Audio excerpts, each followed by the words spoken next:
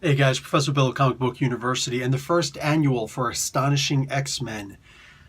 Just go and grab this comic book. Seriously, you can end the video right now, just go and grab the comic book. But if you need more convincing, okay, Matthew Rosenberg is writing this, artist, Travel Foreman, color artist, Jim Charmalapidis.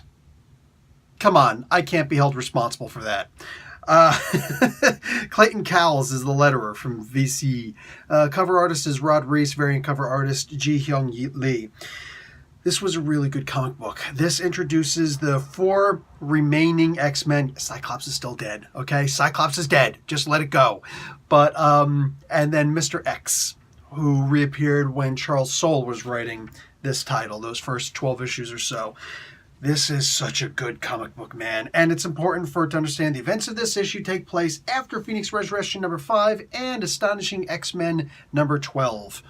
Okay, not a problem. So it could be happening right now. The idea is that it doesn't matter when this is happening.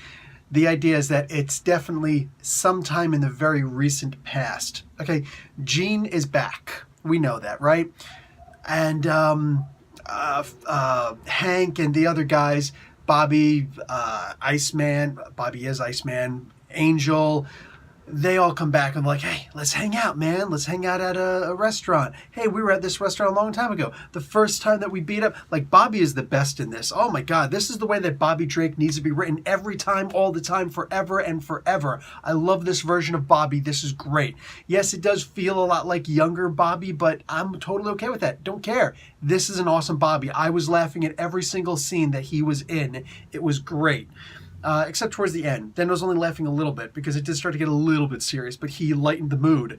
The point is that, dude, the X-Men reunite to hang out, but then X shows up. Mr. X, that's Professor X in the body of Phantom X. So he shows up and he's like, hey, what's up? Hey, you guys remember? Like, you know, this is the restaurant that I brought you guys to after your first successful mission. Yeah. And they're like still really bitter towards him. And I get it, dude. I get it because they're adults now and they understand we gave so much of our lives to you for your dream. And it's sad when the idea is that your dream wasn't necessarily the best dream. Not to say that Magneto's dream was any better, but you two knuckleheads, this was mostly about you two, and it was never really about us. And the end really wraps that sentiment up a lot, a whole lot.